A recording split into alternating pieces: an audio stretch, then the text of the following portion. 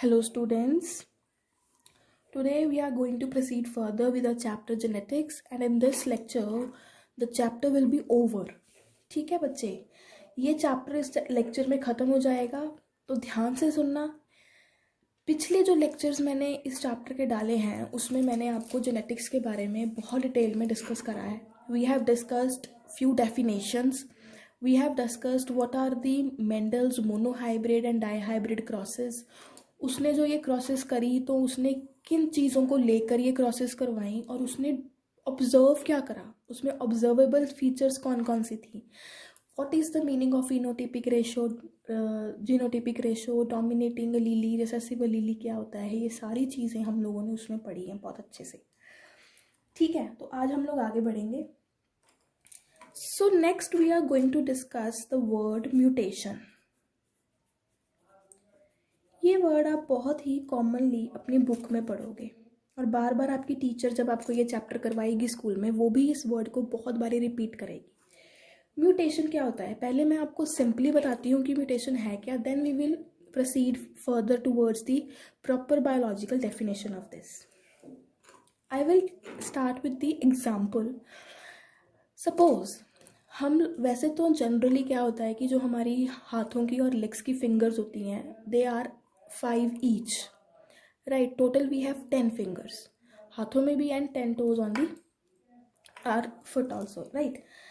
तो अभी क्या है कि सपोज कोई बच्चा पैदा हो रहा है, उसके एक हाथ में 5 फिंगर्स की जगह पे 6 फिंगर्स हैं या फिर 5 फिंगर्स की जगह पे उसकी 4 फिंगर्स हैं, या तो एक कम है या फिर क्या हो गई एक ज़्यादा हो गई। वैसे कितनी होती हैं हमारी 10 होती हैं 5 एक हाथ में, बट उसकी कितनी हो गई 11 हो गई या 9 रह गई। तो ये क्यों आया? This is because of the mutation.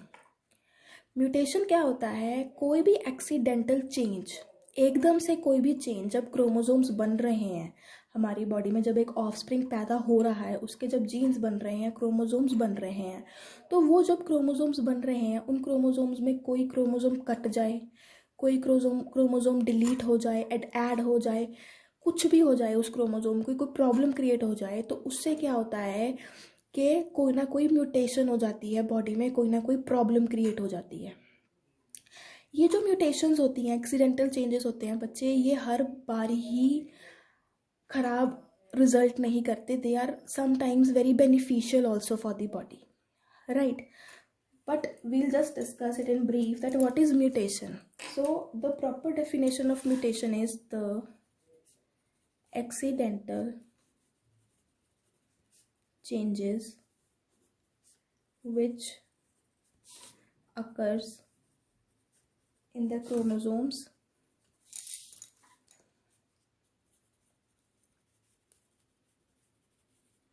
or genes of an individual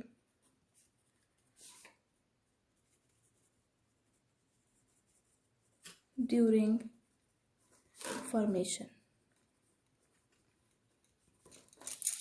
एकदम से कोई एक्सीडेंटल चेंज हो गया, उसके क्रोमोसोम्स जब बन रहे हैं, उसके जीन्स जब बन रहे हैं, जब एक इंडिविजुअल फॉर्म हो रहा है, तो ठीक है उसको हम लोग क्या बोलते हैं, म्यूटेशन। जैसे मैंने आपको बताया कि generally we have 5 fingers in one hand, so अगर वो फिंगर्स 6 हो गई या 4 रह गई तो वो it is the result of an accidental change which happened during the formation of that individual, so that is known as mutation.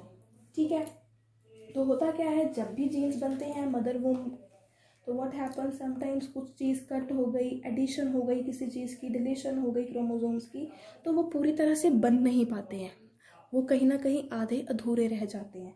ठीक है, तो जो प्रॉपरली बन नहीं पाते it leads to some kind of changes in the characters.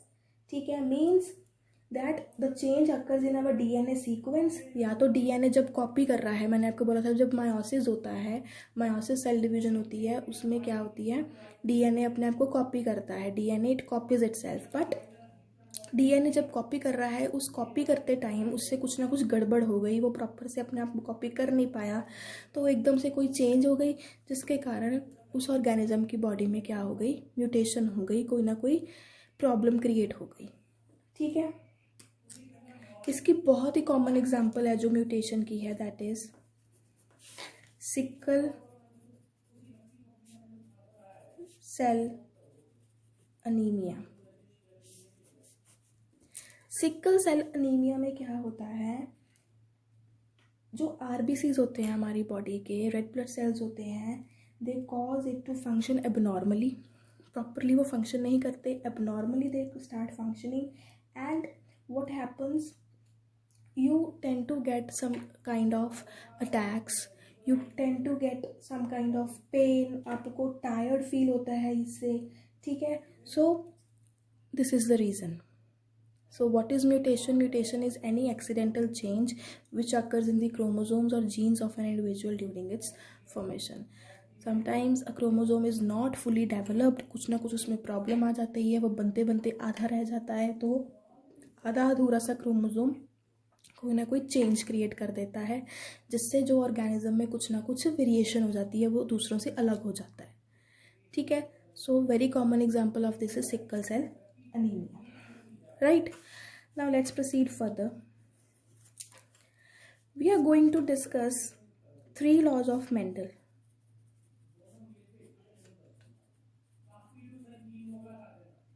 Three laws of Mendel.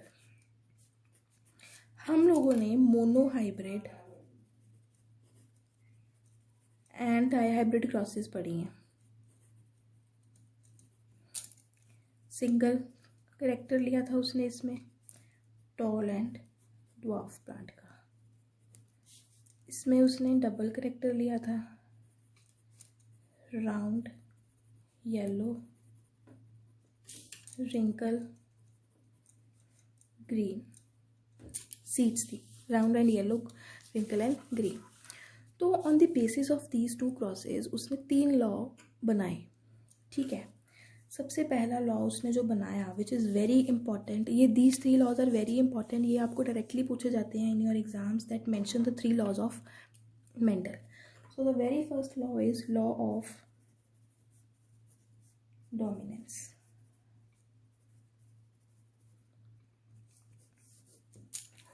Law of dominance.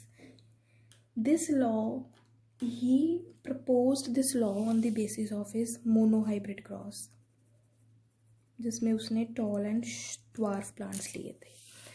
आपको नाम से ही पता लग रहा है लॉ ऑफ डोमिनेंस में क्या है, दैट जब भी 2 फैक्टर्स, टॉल या शॉर्ट फैक्टर जैसे उसने लिया था मोनोहाइब्रिड में, ये 2 फैक्टर्स जब भी प्लेस करते हैं हम लोग, the one which expresses itself it is dominating, and the one which is not expressing itself, it is recessive. So whenever 2 factors are placed together, out of those one factor will always express itself. समझ आया? जैसे toll और dwarf की हम लोगों ने crossing करवाई थी, तो इन दोनों में से किस वाले ने अपने आप को एक्सप्रेस करा था? इस वाले में, जब उसने F1 जनरेशन में देखा था दैट ऑल वर टॉल। जब भी 2 एक दूसरे के साथ होते हैं, तो जो डोमिनेटिंग वाला होता है वो अपने आप को एक्सप्रेस करेगा और दूसरे वाला अपने आप को एक्सप्रेस कर नहीं पाएगा। जैसे हमारे घर में भी यही होता है, आपके मदर और फादर के बीच में से 1 पर्सन इज़ वेरी डोमिनेटिंग, वो क्या करता है कि दूसरे बंदे को अपनी चलाने नहीं देता। For example, almost every home is having father as a dominating person, right. तो फादर क्या करता है, वो मदर को अपना ज़्यादा जो है वो करने नहीं देता, उसकी ही चलती है हमेशा। सो दोनों में से किसकी चल रही है? फादर की। So this is law of dominance. Whenever 2 factors are placed together, out of those 2, one is always going to express itself and it is going to suppress the another one, and it is not going to allow the another one to express itself, right? This is known as law of dominance. The very next law is law of segregation.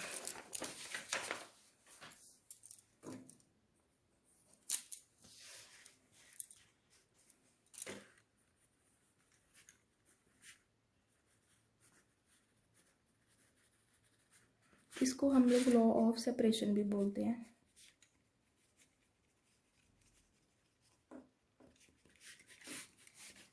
Law of segregation और law of separation.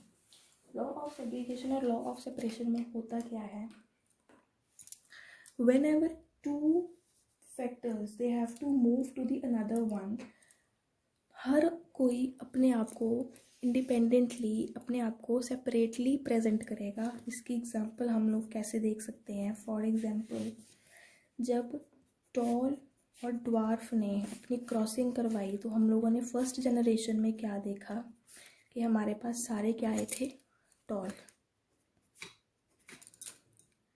ठीक है।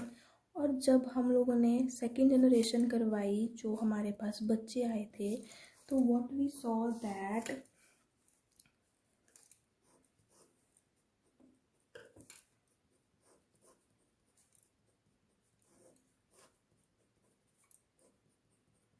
this was the outcome in the second generation when the offsprings were crossed. Now what has happened that in this only one of the two gene copies present in an organism is distributed to the each gene. For example दोनों में से एक एक गई है। क्या कह सकते हो इसको और अच्छे से कि ये जो T और T वाले जो गमीट्स हैं ये सेपरेटली अपने आप को रिप्रेजेंट कर रहे हैं, दोनों में से एक एक जा रहा है। लॉ ऑफ सेग्रीगेशन और लॉ ऑफ सेपरेशन को हम लोग क्या बोलते हैं, that when two factors they have to move to the other gametes they always separate like this, they are separating from each other. समझ आया? F1 जनरेशन में हम लोगों ने क्या देखा है कि टॉल में से एक गया है और ड्वार्फ में से एक आया है। तो T और ड्वार्फ में से एक T इधर से आया और एक T इधर से आया और दोनों कंबाइन होके हमारे पास न्यू आउटकम बनी। तो इन्होंने सेपरेटली अपने आप को रिप्रेजेंट करवाया। तो इसको हम लोग बोलते हैं लॉ ऑफ सेपरेशन या law of segregation. So it's biological definition is when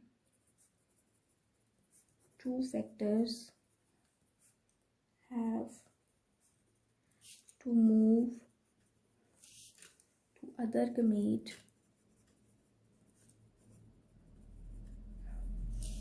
they always separate. Like in this, we had the tall plant, we have the dwarf plant. दोनों में से एक एक गमीट आके नया बन गया, उन दोनों ने अपने आप को सेपरेट किया, ठीक है। फर्स्ट जनरेशन में ड्वार्फ वाले ने अपने आप को एक्सप्रेस नहीं करा, पर फिर भी उसने सेकेंड जनरेशन में अपने आप को कहीं ना कहीं, मतलब रिसेसिव ट्रेट भी एक्सप्रेस हो रही है। इसका मतलब क्या है, that they are expressing themselves separately in every generation. The first generation the tall plant has expressed itself, in the second one the dwarf one has expressed itself, but they have expressed themselves separately. From the two factors, one has to move to the another gamete separately. Clear? Third law,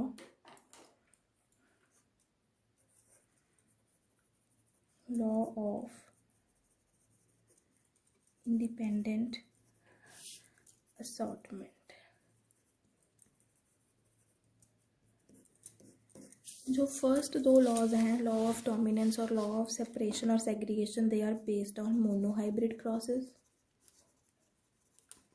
and the third law is based on the dihybrid crosses. Law of independent assortment को बहुत easily हम लोग ऐसे explain कर सकते हैं, जब हमारे पास round yellow and wrinkle green को क्रॉसिंग करवा के, जब हमारे पास फर्स्ट जनरेशन में तो हमारे पास all over round and yellow, but जब हमारे पास सेकेंड जनरेशन में 4 तरह के कॉम्बिनेशंस आए थे, if you people remember, first and second one the parental combinations,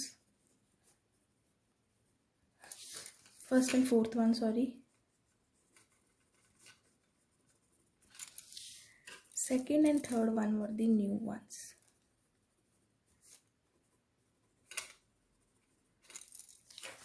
मतलब round and yellow, wrinkle and green, यहाँ पे round and green,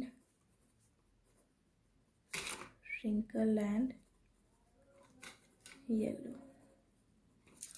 So what I am trying to explain you that law of independent assortment is explained by Mendel's dihybrid cross. In that cross, he is trying to explain that the genes for shape and seed of color are assorted independently, and it is their choice that they can express themselves independently also. It is not necessary कि उन्होंने parental combination ही बनानी है, वो अपनी नई combination भी बना सकते हैं. जैसे उन्होंने राउंड और ग्रीन के साथ अपना कंबाइन कर लिया, पेयर बना लिया, और रिंकल सीड्स ने अपना पेयर येलो कलर के साथ बना लिया. ठीक है. So this suggest that the seeds of color and of shape, they can assort themselves independently to get independent of each other. ज़रूरी नहीं है कि वो एक दूसरे के साथ कंबाइन होकर कॉम्बिनेशन बनाएंगे, वो एक दूसरे से इंडिपेंडेंट होकर भी अपने आप को एक्सप्रेस कर सकते हैं, जैसे राउंड एंड ग्रीन और रिंकल एंड येलो ने अपने आप को एक्सप्रेस करा है. ठीक है. तो एक बार इसे दोबारा सुन लो. लॉ ऑफ डोमिनेंस क्या है? लॉ ऑफ डोमिनेंस में ये है कि जब भी दो फैक्टर्स को इकट्ठे प्लेस करेंगे, उसमें से एक फैक्टर अपने आप को एक्सप्रेस करेगा, अपने वो डोमिनेटिंग होगा और वो दूसरे को आने नहीं देगा. जैसे मेंडल ने मोनोहाइब्रिड क्रॉस में बताया दैट टॉल एंड ड्वार्फ में से टॉल ने दूसरे को एक्सप्रेस नहीं होने दिया. सिमिलरली लॉ ऑफ सेग्रीगेशन या लॉ ऑफ सेपरेशन में क्या है?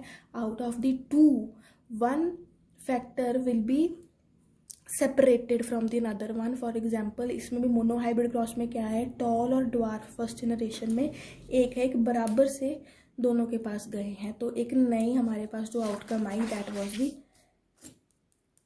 ऑफस्प्रिंग, क्योंकि एक फैक्टर इसमें से और एक फैक्टर इसमें से सेपरेट हुआ है, सेग्रीगेट हुआ है, और हमारे पास ऑफस्प्रिंग्स बने हैं. अगर ये दोनों ही आते तो फिर डिफ़िकल्ट हो जाता, हमारे पास ऑफस्प्रिंग्स ना बनते. और जब इन दोनों ने अपने आप को एक्सप्रेस किया है, तो ये ज़रूर हुआ है कि फर्स्ट जनरेशन में सिर्फ टॉल ने ही अपने आप को एक्सप्रेस किया, वो डोमिनेटिंग हो गया, बट F2 जनरेशन में रिसेसिव ट्रेट भी कहीं ना कहीं शो ज़रूर हुआ है. तो इसको हम लोग लॉ ऑफ सेग्रीगेशन या लॉ ऑफ सेपरेशन कहते हैं. That when two factors they have to move to the another gamete, they always separate और segregate like they have done here. And what is the meaning of independent assortment? That there is not at all necessary that the parental combination should be there.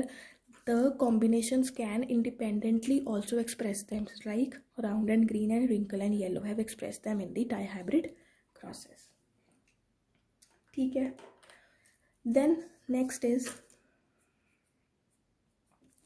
the next topic we are going to do is, it is very very easy, that is determination of sex in human beings.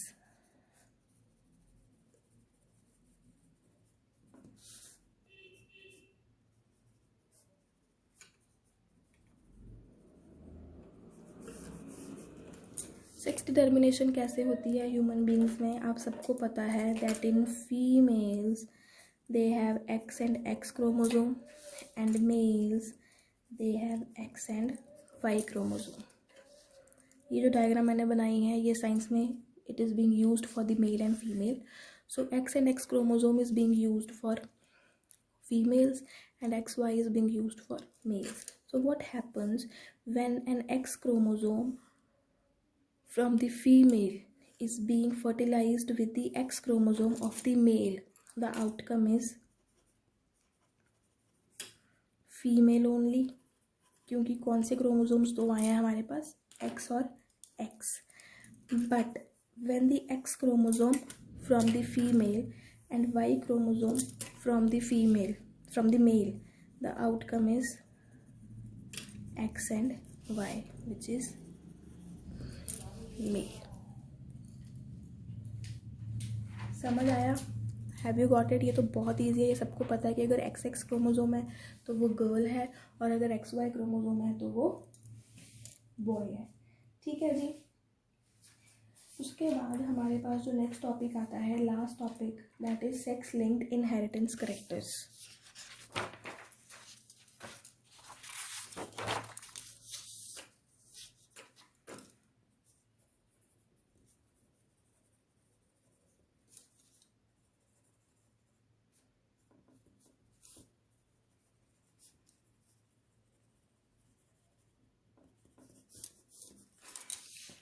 Sex linked inherited characters या traits.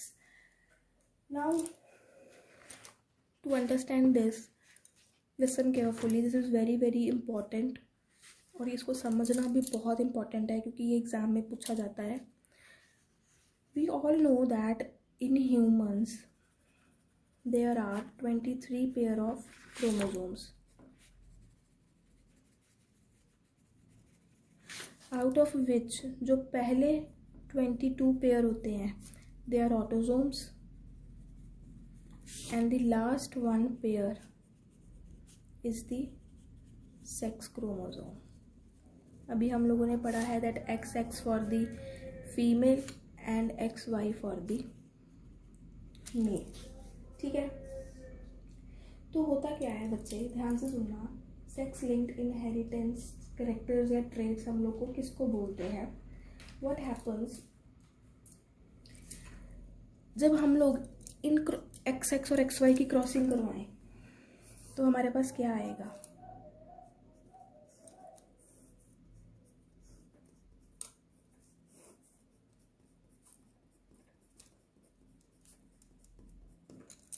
This will be the result when we will be crossing XX and XY with each other.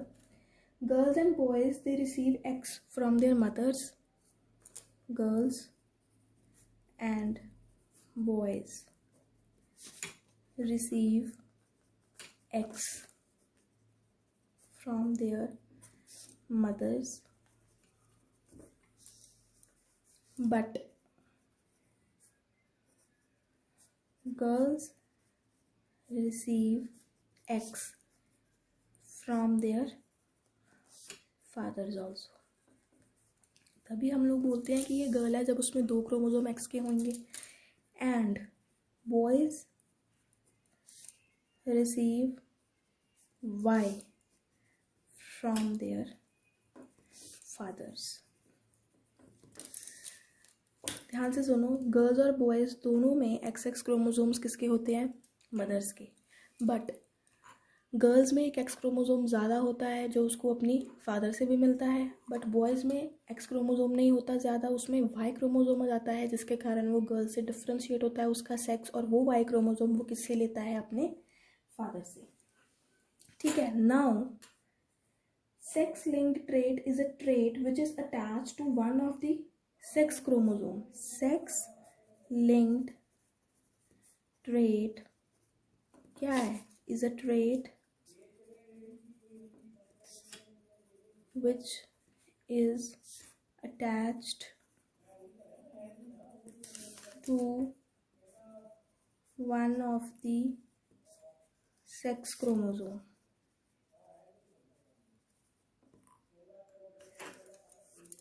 X chromosome जो sex chromosome है इसके ऊपर ज़्यादा jeans होते हैं क्योंकि ये ज़्यादा लार्जर है, तो इसको हम लोग क्या कर सकते हैं? डिफाइन कर सकते हैं और ज़्यादा easily. What we can do is X is the sex chromosome and B here is the sex linked trait।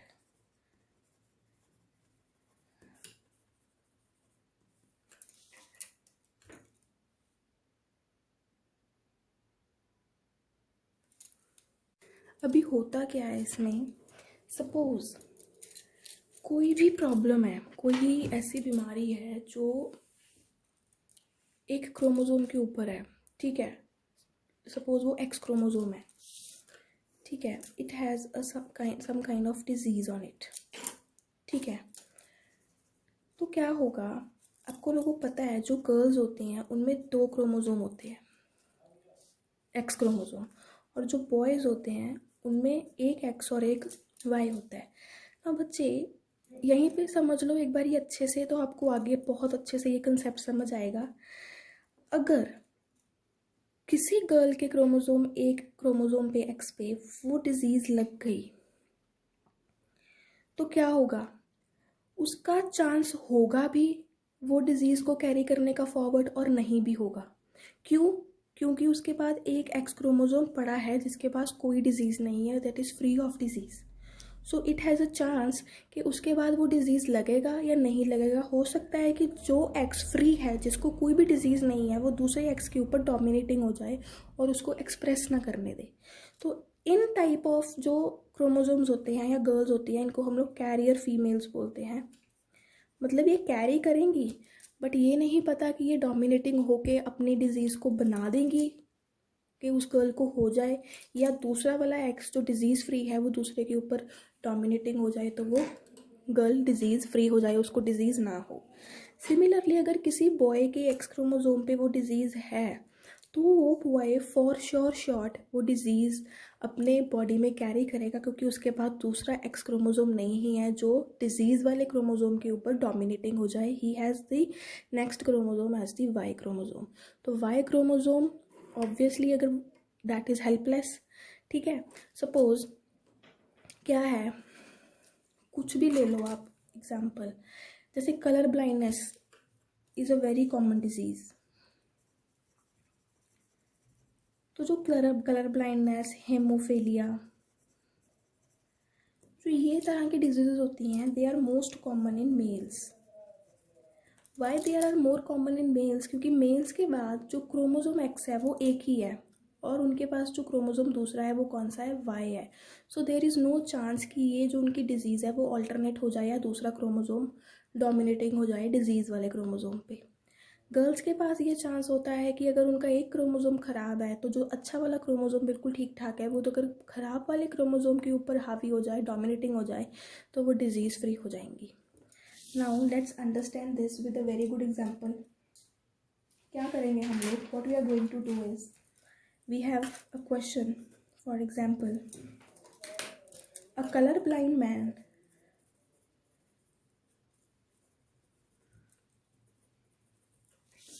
and a woman with normal vision। एक मैन है जिसको कलर ब्लाइंडनेस है, और एक वुमेन है जिसकी विजन नॉर्मल है, कोई प्रॉब्लम नहीं है। They marry each other.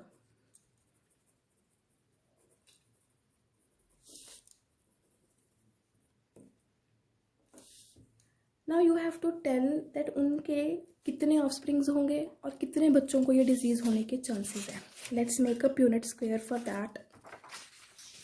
सबसे पहले तो हम लोग क्या कर सकते हैं, जो फीमेल है,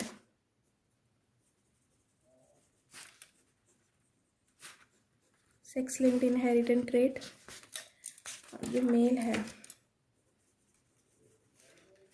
उसके ऊपर स्मॉल बी इसलिए लगाया क्योंकि उसको कलर विजन की प्रॉब्लम है। जब इनका स्क्वायर बनवाया हम लोगों ने, इनकी क्रॉसिंग करवाई,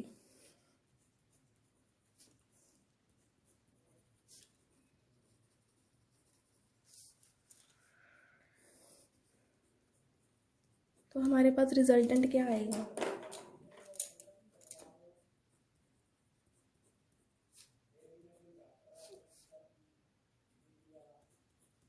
सीक्वेंस में बनाना है, जैसे बड़ा पहले भी छोटा बाद में।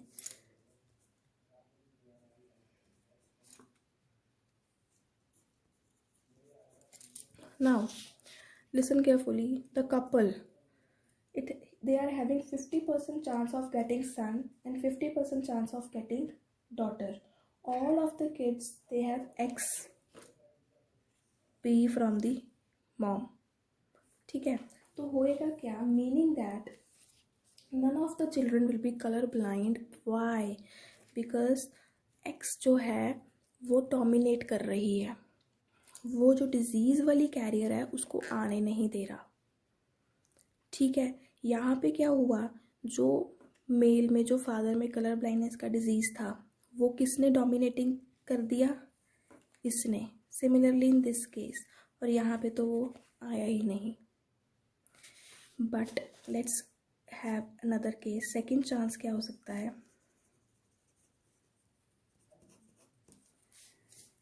ये जो डॉटर्स आई हैं, ठीक है, suppose one of these daughter she grew up,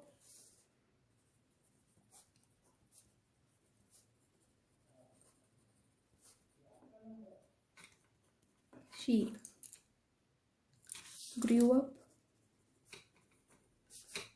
who has normal vision but has the recessive allele of color blindness. Which one is the recessive allele? Means X and small b. ठीक है, and marries a man with normal vision. अभी we have to find out what is going to be the outcome. क्या इसके बच्चों को ये disease होगी? Let's make the Punnett square.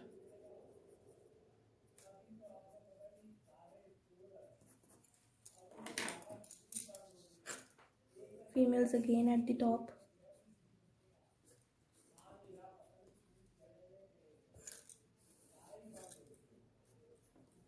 And males here.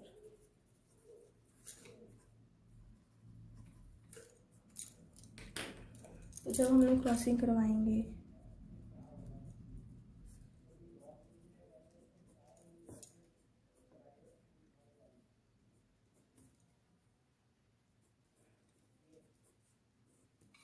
तो यहाँ पे आप लोग क्या देख रहे हो कि रिसेसिव ट्रेट ने अपनी आपको सेकंड जनरेशन में शो कर दिया। जैसे हम लोगों ने मेंडल के मोनो और डाई हाइब्रिड क्रॉसेस पढ़े थे। मोनो हाइब्रिड में हम लोगों ने क्या पढ़ा था कि टॉल और ड्वार्फ में से ड्वार्फ ने अपने आप को एक्सप्रेस नहीं करा फर्स्ट जनरेशन में। सिमिलरली जो डिज़ीज़ थी उसने अपने आप को, मेल की डिज़ीज़ ने अपने आप को एक्सप्रेस नहीं करा in the first generation, but when the child has the outcome तो उसने अपने आप को कहीं ना कहीं पे एक्सप्रेस कर दिया। So male one of the son of that daughter will be having this problem, he will be color blind. So dominating daughters are getting dominating allele, they are 101% safe, but sons could get a dominating or a recessive allele from their mom. So they have a 50% chance कि 50% sons they could get the color blindness disease. ठीक है, the only chance of daughter to be color blind is if her father is color blind and her mother is a carrier for the color blind. उसका father color blind है ही है, but उसकी mother एक carrier female है, color blind को carry कर रही है, but properly वो है नहीं, जैसे मैंने आपको पिछले उसमें समझाया था। Here समझ आया? ठीक है। So what is going to happen next? The only chance of daughter to be color blind is if her father is color blind and her mother is the carrier. For example, father जो है वो already colour blind है यहाँ से, and जो mother है she is the carrier, means उसमें colour blindness है बट रिसेसिव में। तो जब उसकी क्रॉसिंग करवाएंगे तो अगर हमारे पास फीमेल आती है then she has the chance, but जब इसके सारे सन ग्रो करेंगे तो they will be having the colour blindness. And similarly अगर इस फीमेल का आगे जाके शादी होती है with a normal man also, her all the sons will be colour blindness because she is having this disease, colour blindness disease. ठीक है, this is all about your sex linked inheritance. अब इसमें सबसे ज़्यादा इंपॉर्टेंट चीज़ जो याद रखने वाली क्या है सेक्स लिंक्ड इनहेरिटेंस में, that only females are able to carry X link conditions. Male हमेशा इफेक्ट होंगे इस एक्स लिंक कंडीशन से क्योंकि उनके पास कोई भी दूसरा एक्स क्रोमोसोम नहीं होता है। ठीक है, so X linked recessive conditions are much more common in males than in the females. समझ आया? थोड़ा सा समझ आया होगा। तो सेक्स लिंक्ड इनहेरिटेंस कैरेक्टर्स क्या होते हैं? सेक्स लिंक्ड इनहेरिटेंस कैरेक्टर्स वो होते हैं कि अगर एक हेल्दी फीमेल एक डिजीज़ मेल से शादी करती है तो कहीं ना कहीं वो हेल्दी फीमेल के जो क्रोमोसोम्स हैं वो मेल के डिजीज़ क्रोमोसोम्स के ऊपर डोमिनेटिंग हो जाएगी और हो सकता है कि वो उनको अपने आप को एक्सप्रेस ना करने दे। बट जब उनके बच्चे आपस में क्रॉसिंग करवाएंगे, अपनी शादी करवाएंगे, तो वो डिज़ीज़ कहीं ना कहीं ज़रूर इफ़ेक्ट करेगी उनके बच्चों के ऊपर। जैसे हम लोगों ने फर्स्ट जनरेशन और सेकेंड जनरेशन पढ़ी थी मोनोहाइब्रिड क्रॉस की। तो इसको और एक बारी ध्यान से वीडियो को देखो, ये टॉपिक को समझने की कोशिश करो। अगर नहीं समझ आता, you can contact me, I will explain you one more time. This is very very easy, right? You can go through your book wording also, what they have written. Try to understand this topic. This is very very easy. So here our chapter it finishes. The genetic portion is being done, right? So in the next lecture we'll start with the another chapter of the biology. Thank you.